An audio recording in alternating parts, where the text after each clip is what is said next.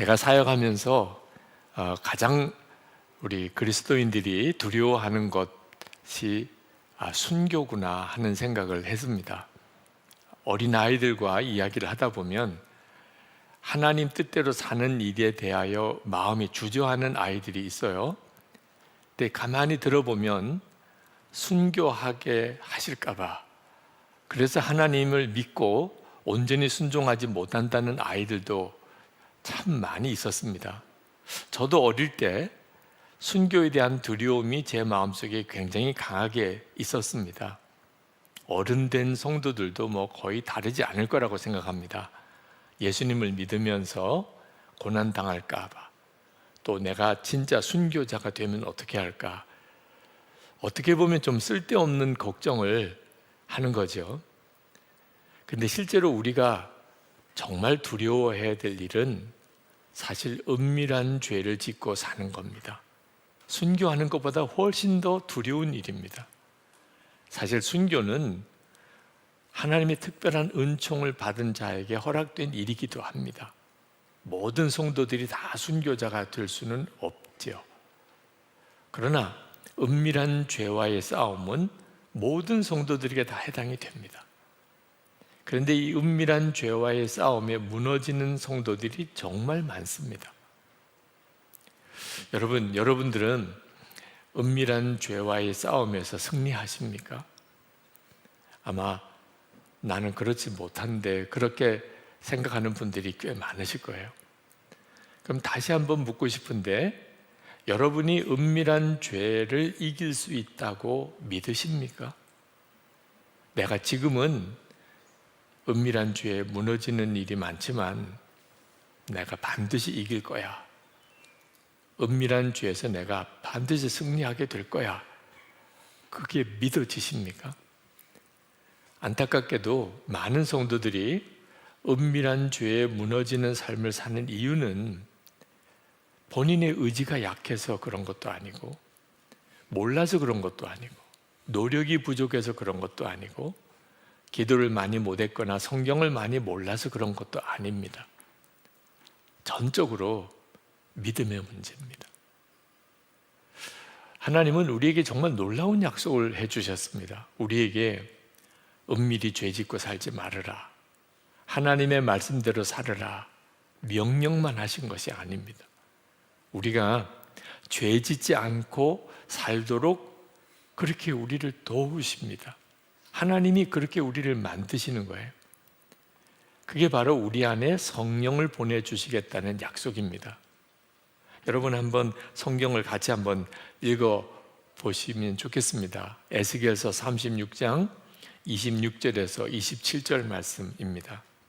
또 새 영을 너희 속에 두고 새 마음을 너희에게 주되 너희 육신에서 굳은 마음을 제거하고 부드러운 마음을 줄 것이며 또 내 영을 너희 속에 두어 너희로 내 율례를 행하게 하리니 너희가 내 규례를 지켜 행하리라.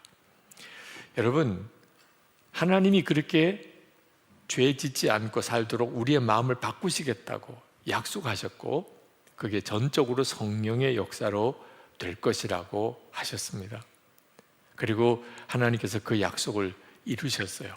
오순절 마가다락방에 120문도가 모인 자리에 하나님께서 성령을 허락하시고, 그리고 그 이후에 모든 성도들에게 성령을 모시고 사는 놀라운 은혜를 허락하셨습니다.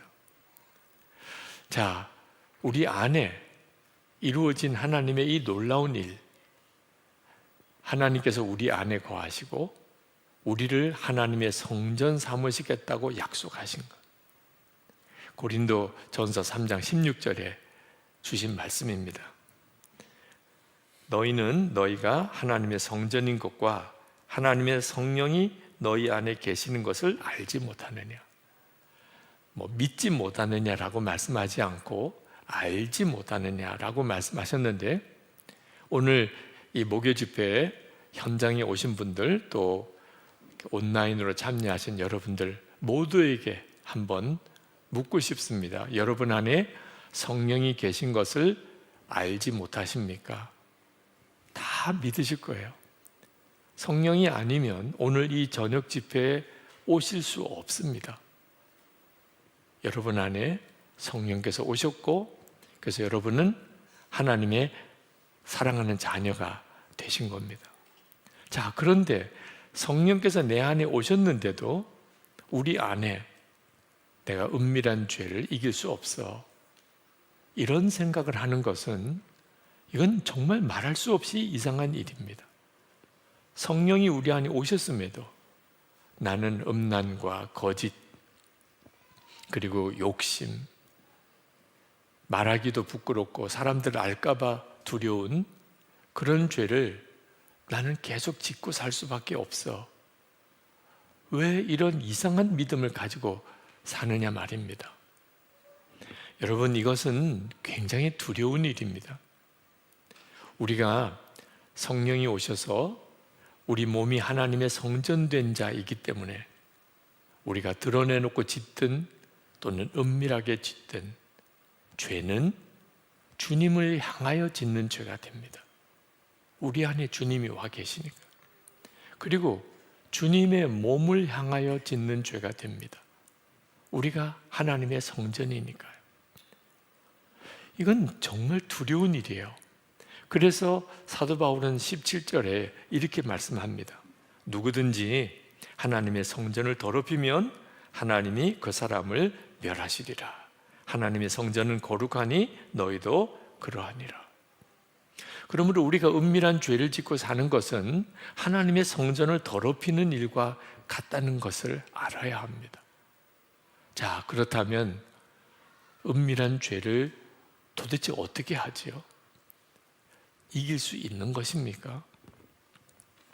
우리가 해야 할 일은 무엇보다도 정말 성령께서 우리 안에 오셨음을 분명하게 믿어야 하는 겁니다.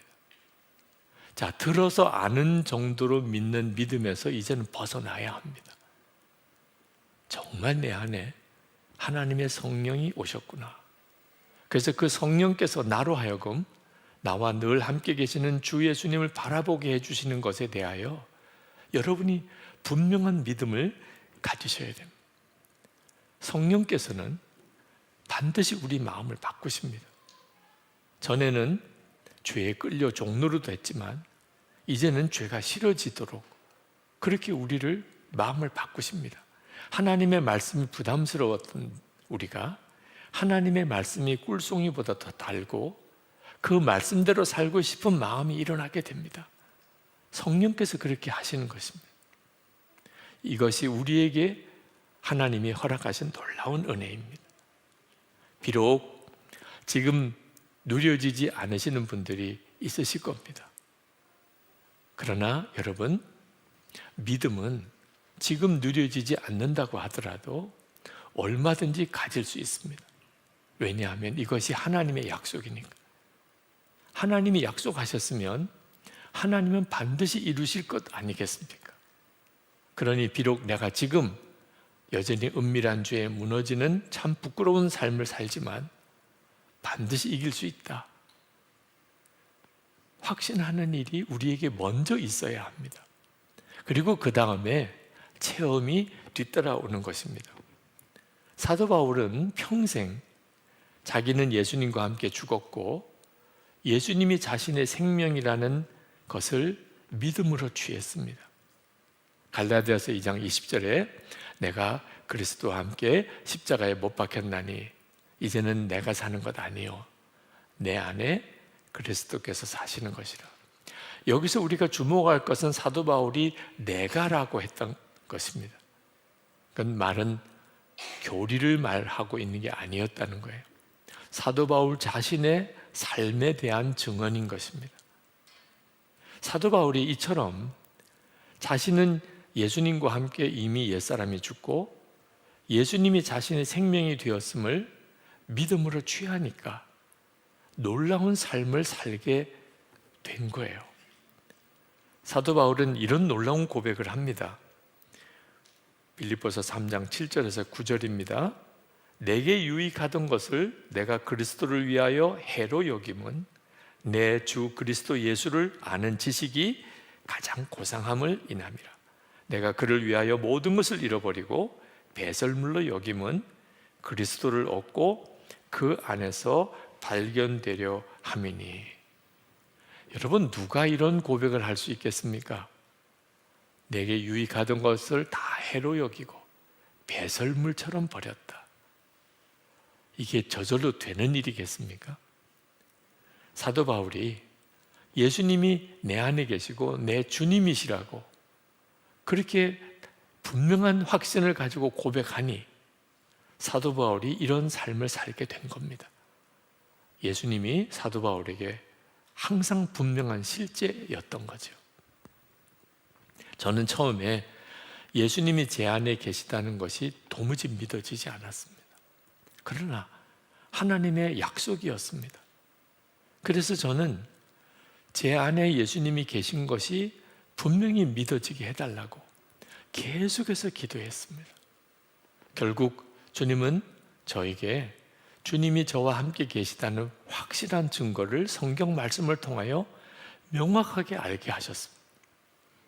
저는 처음에는 주님의 음성을 듣는다는 것이 무엇인지 전혀 믿어지지 않았습니다. 그러나 그것은 하나님의 약속이었습니다. 그래서 저는 계속해서 주님께 저도 주님의 양인데 목자의 음성을 들을 수 있게 해달라고. 그때 주님은 생각을 통하여 우리가 영의 음성을 들을 수 있는 것이 말씀으로 분명하게 증거되었음을 알게 하셨습니다. 그리고 주님의 음성을 듣는 차원이 달라졌습니다.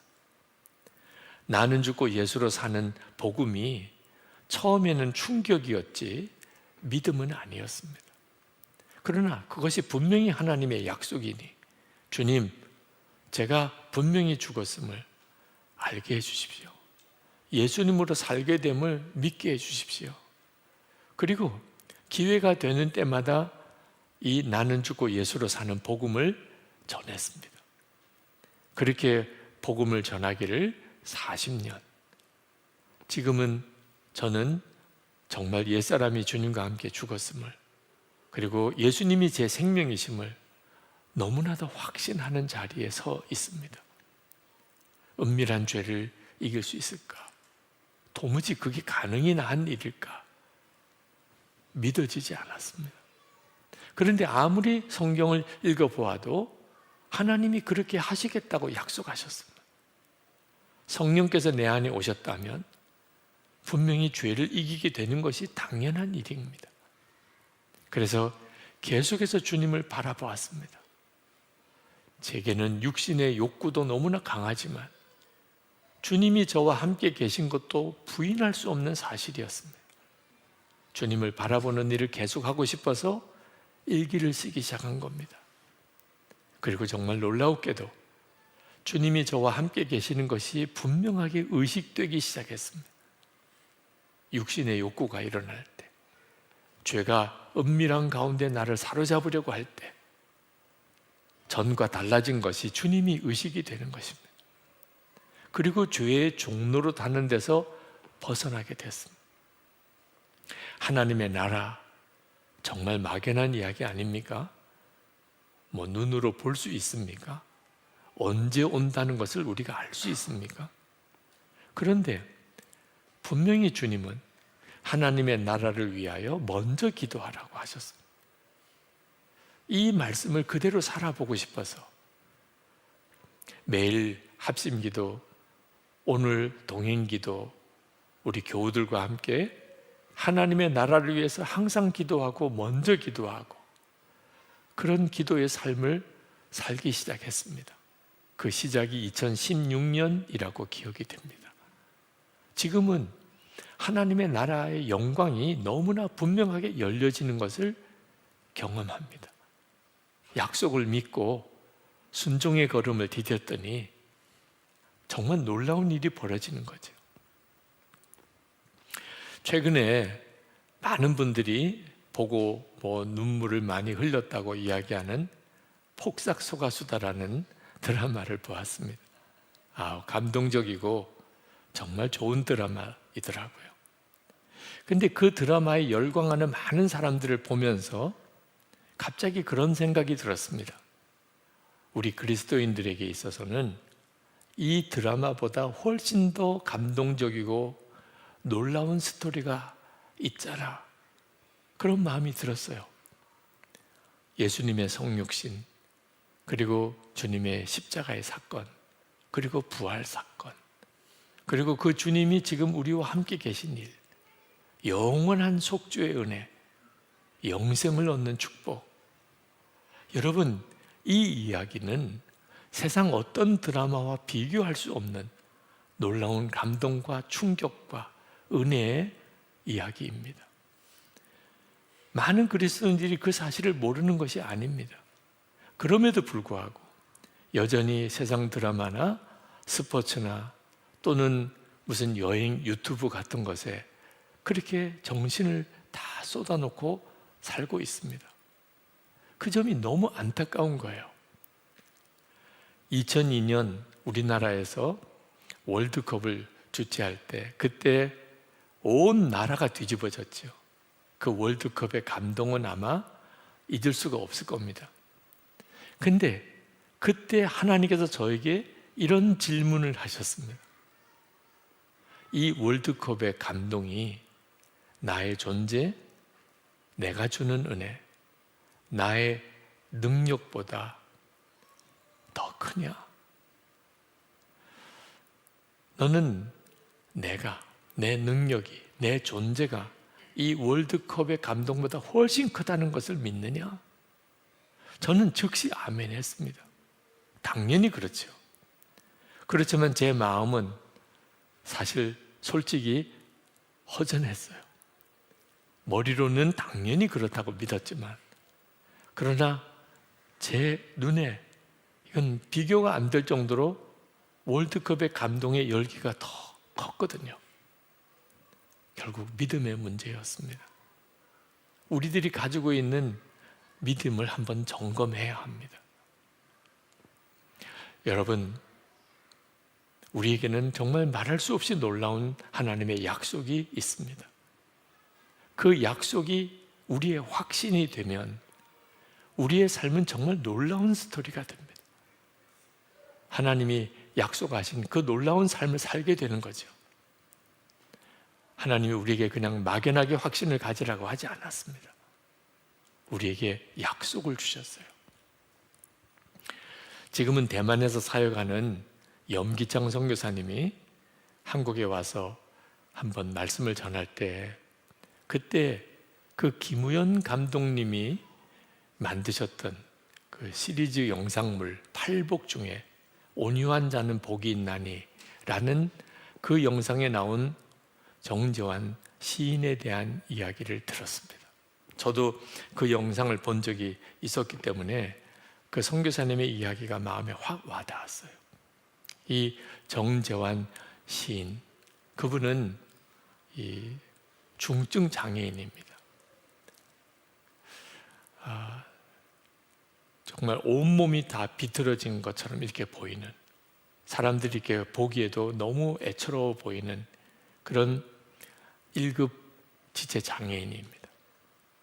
그는 부모님으로부터 버림을 받아서 정말 비참한 삶을 살았습니다. 스스로가 말하기를 나는 들깨라고 말할 그런 삶을 살았습니다. 그런데 그가 예수님 복음을 듣고 예수님을 영접했습니다. 그리고 삶이 완전히 바뀌었습니다. 성령께서 내 안에 오신 후 모든 것이 다 바뀌었습니다. 그는 꼬부라진 손으로 시를 썼습니다. 그래서 정재환 시인이라고 부르는 겁니다. 그분의 시는 그 사람이 썼다고 도무지 느낄 수가 없을 정도로 살아계신 주님, 주님의 은혜를 찬미하는 그런 시였습니다. 그가 광화문 사거리에서 고무장갑이라 또는 작은 액자 같은 것들을 파는 노점상을 합니다. 그렇게 그는 생계를 유지하는 사람이에요. 근데 그 광화문 사거리에 좌판을 깔아놓고 그리고는 거기서 오고 가는 사람들을 위해서 기도합니다. 예수님이 내 안에 거하십니다. 그러므로 나를 통해 이들이 주님의 빛을 보게 하소서. 내가 있는 이곳은 주님의 거룩한 땅입니다. 글로리 존입니다. 이곳을 지나가는 모든 이들을 축복합니다. 모든 이들이 주님을 만나게 하소서. 아버지의 영광이 임하게 하소서. 그는 자기가 빛을 비추기 위해서 노력한 게 아닙니다. 그는 자기가 빛이라고 정말 믿었습니다. 사람들이 볼 때는 어처구니가 없지요. 진짜 불쌍한 사람 그 자체입니다. 온몸이 뒤틀린 1급 장애인입니다. 그는 좌판에 고무장갑을 파는 정말 불쌍한 사람입니다. 그런데도 그는 전혀 자기 자신에 대한 믿음이 달랐습니다. 나는 빛이라는 것. 내가 있는 이 자리는 글로리 존이라는 것입니다. 예수님이 내 생명이시고 예수님 그분이 온 세상의 빛이시기 때문에 여러분 이 믿음이 많은 사람에게 충격을 줍니다. 그는 한 번 어느 교회 집회 때 그런 짤막한 고백을 했습니다. 우리가 구할 일용할 양식은 예수 그리스도이십니다. 예수님은 하늘에서 온 떡이라고 말씀하셨습니다. 우리가 날마다 예수님을 먹어야 됩니다. 이 정재환 시인은 진짜 예수님을 영접하고 예수님과 함께 예수님의 생명으로 살았던 사람입니다. 그가 한 번은 그 추운 광화문 사거리에서 유대인을 위해서 기도를 하는 거예요. 성령께서 그렇게 시키셨다는 겁니다. 그런데 며칠 뒤에 실제로 유대인 목사가 그 광화문 사거리에 정재환 시인을 찾아와서 두 사람이 포옹하는 일이 있었습니다. 우연이라고 생각하기에는 정말 놀라운 하나님의 역사이잖아요. 여러분에게 이 정재환 시인의 그 영상을 짤막하게라도 한번 보여드리고 싶습니다. 재환아, 너 왜 느려? 너는 뭐 매일 담배만 펴? 어? 30 넘어서 아니려고 이걸 담배가 피다가 죽을래. 하나님이 나 같은 놈 관심 가져줄 거야. 우와, 아, 우와 너무 바뀌었다. 옛날에 와보고 아니 어떻게 이렇게 싹 뛰어버렸어 그 아가씨를. 그날 기도받고 뒤에 갑자기 꼬리 보기 싫어졌더라고. 아니 그 사진이? 아니 무슨 일이 일어난 거야? 내 안에서 인연이 오셨어. 그냥 말씀으로 치료해 주셨지. 아 그래? 담배도 그 냄새 두칠해서 완전히 끝장내버렸다. 담배를 끊어버렸어? 어. 정말이야 그게? 내 동생 이 니코틴정이 담배를 끊다니 정말 기적이 일어났습니다. 성령님의 놀라운 역사를 실감하게 되었습니다. 하나님 기다리가 야곱의 산사 기다리가 되게 주시오. 하나님께서 여기 지나가는 모든 사람마다 만나 주소서. 아니 뭘 그렇게 혼자 추운 데서 기도하고 있었어?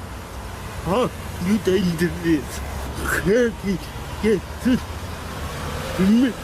메시아로 받아들여. 왜 그런 기도를? 성령님이 그들의 눈에서 수고를 벗겨서 그래야지 예수님 반여주지. 갑자기 미국에서 재환이를 찾아온 손님이 있었습니다. 제이슨은 캘리포니아에 사는 유대인 목사입니다. 유대인들을 위해서 기도했는데 정말 오늘 아 유대인을 위해서 기도했는데 정말 왔어? 와. 다빈 하멜렉. 다윈 왕이 생각난대요. He was a great poet and a great warrior. 마치 주님께서 제이슨을 통해 재환이를 축복하시는 듯합니다.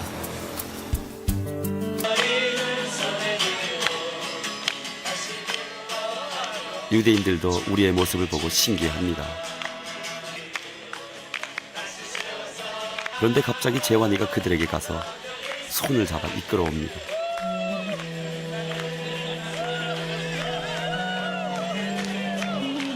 감히 누구도 생각 못했던 일입니다. 그런데 그 다치고 굳었던 마음들이 열리며 함께 손을 잡고 있습니다. 여러분도 정재환 시인처럼 내가 내 가정에, 내 일터에, 내가 지나가는 이 거리에 빛이다. 그렇게 고백할 수 있습니까? 많은 그리스도인들이 전혀 그런 마음, 믿음을 가지고 있지 못합니다. 이유는 자기 자신이 부족하기 때문이라는 거죠. 내가 어떻게 빛이라고 할 수 있겠어? 그러나 이것은 믿음을 말하는 것입니다. 정말 예수 그리스도께서 내 안에 오셨고 내가 하나님의 성전이라는 사실을 정말 믿지 못하니까 내가 빛이다, 내가 있는 이곳이 글로리 존이라 이렇게 고백하지 못하는 것입니다. 여러분, 분명히 성경은 우리에게 말씀합니다. 마태복음 5장 14절에 너희는 세상의 빛이라. 이사야 60장 1절 말씀에 일어나라, 빛을 발하라. 이는 내 빛이 이르렀고 여호와의 영광이 내 위에 임하였음이니라. 이 말씀을 진짜 믿는 성도 한 사람이 주는 감동과 충격이 얼마나 큰지 우리가 보았습니다. 그런데 이런 믿음을 가지고 있는 이들이 우리가 이렇게 함께 모인다면 얼마나 놀라운 일이 벌어지겠습니까? 이것이 바로 우리가 그토록 기도하는 부흥인 것입니다. 우리가 예수 동행 목요 집회를 하는 이유도 정말 하나님의 약속을, 가장 놀라운 그 약속을, 확신을 가지고 붙잡는 성도들이 이 땅에 일어나기를 원하는 것입니다.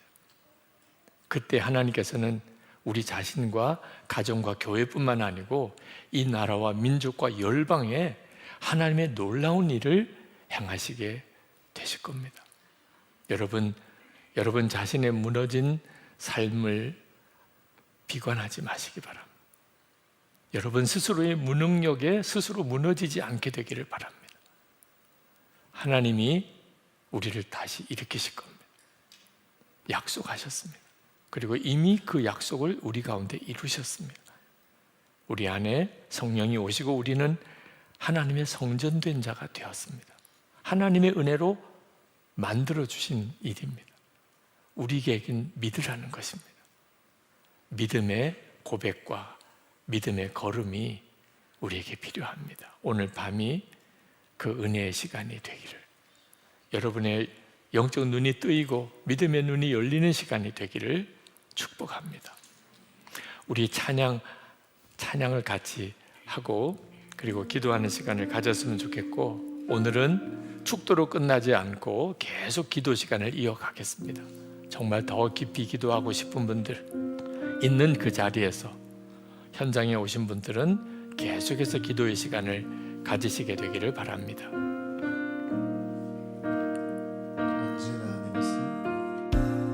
언제나 내 모습 너무나 부끄러워.